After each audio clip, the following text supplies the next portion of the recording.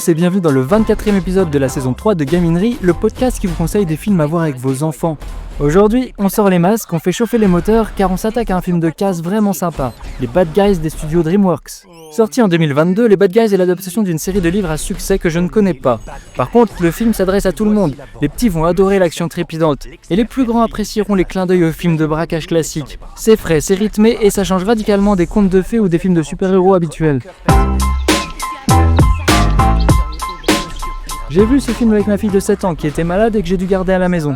Mes 3 enfants l'avaient déjà vu sans moi et avaient beaucoup aimé. Moi, j'étais passé à côté. J'avais vu la bande-annonce au cinéma et j'avais trouvé ça assez moche et l'univers ne me plaisait pas trop.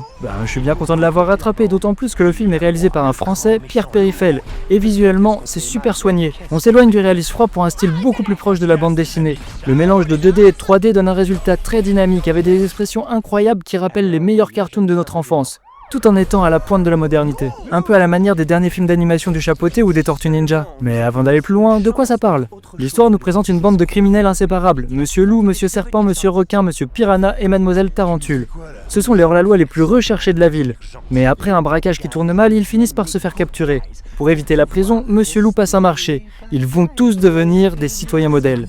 Mais peut-on vraiment devenir gentil quand le monde entier nous voit comme un monstre ? Comme je disais, à l'époque de la bande-annonce, j'avais pas trop aimé les graphismes. Mais au final, je les ai trouvés plutôt agréables. On sent l'influence de la French Touch qui mélange la fluidité moderne avec un aspect dessiné à la main très élégant. C'est stylisé, coloré et les décors ont un look rétro-moderne qui flatte l'œil. C'est une vraie proposition artistique qui change des visuels trop lisses. Mais le point fort du film est l'humour qui est une réussite totale.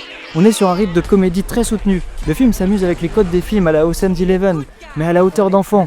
Les parents souriront des références cinématographiques tandis que les plus jeunes riront aux éclats devant les gags visuels, comme les déguisements improbables de Monsieur Requin ou les crises de panique de Monsieur Piranha. L'autre force du film, c'est que l'intrigue est aussi prenante qu'émouvante. Ce n'est pas juste une suite de blagues, on suit une vraie réflexion sur les préjugés. Si tout le monde me voit comme le grand méchant loup, pourquoi essayer d'être quelqu'un d'autre ? C'est une thématique forte sur l'identité qui rend le film très touchant. Mais c'est aussi un film de casse ultra efficace avec des plans élaborés, des gadgets et des courses-poursuites qui maintiennent les enfants en haleine jusqu'au bout. Enfin, les personnages sont hauts en couleur et extrêmement sympathiques. On s'attache immédiatement à ce groupe de monstres.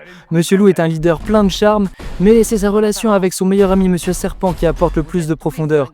Leur loyauté mutuelle en fait des héros très humains auxquels on a envie de ressembler. Les Bad Guys est un vrai film familial qui plaira aux plus petits comme aux adultes. C'est un film qui a du style, du cerveau et beaucoup de cœur. C'est le divertissement parfait pour un après-midi en famille. Ça bouge, ça fait rire et ça donne une belle leçon sur la seconde chance. Mon conseil, foncez le voir, c'est un crime de passer à côté. Et voilà, abonnez-vous pour ne louper aucun épisode, que ce soit sur vos plateformes de podcast préférées ou sur ma chaîne YouTube.